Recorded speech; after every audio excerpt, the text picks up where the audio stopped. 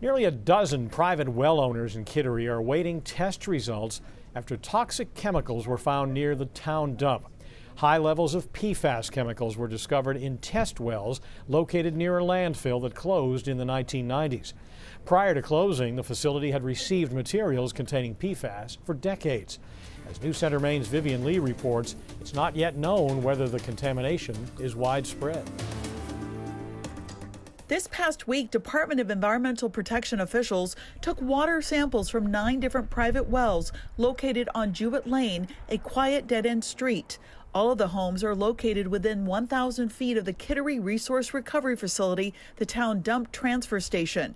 This past fall, samples from 3 test wells found high levels of industrial chemicals known as PFAS, believed to have originated from a landfill that closed back in the 90s. If they identify higher concentrations of PFAS in their well water, then they will expand out beyond that. So this is the first step. The samples found PFAS levels at 1,000 parts per trillion. Maine's drinking water standard is 20 parts per trillion for the sum of 6 common PFAS compounds. Under state law, DEP is required to test runoff known as leachate from landfills. Patrick McCroy is the deputy director of Defend Our Health. The environmental advocacy group helped draft legislation which requires more state oversight of potential PFAS contamination.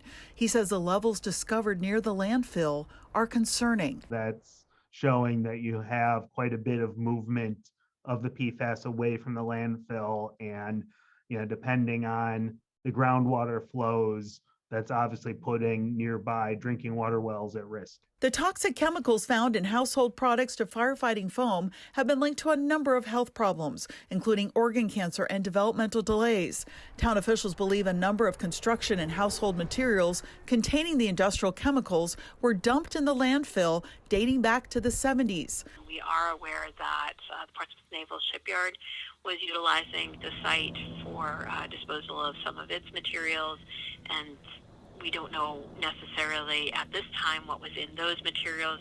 The results of that testing are expected to be released in the next several weeks, and if the levels are found to be higher than the sum of 6 PFAS chemicals, the state's limits for drinking water, town officials will work to make sure all impacted residents receive free bottled water. Residents with questions and concerns are encouraged to attend a town council meeting on Monday, January 10th at 6 p.m.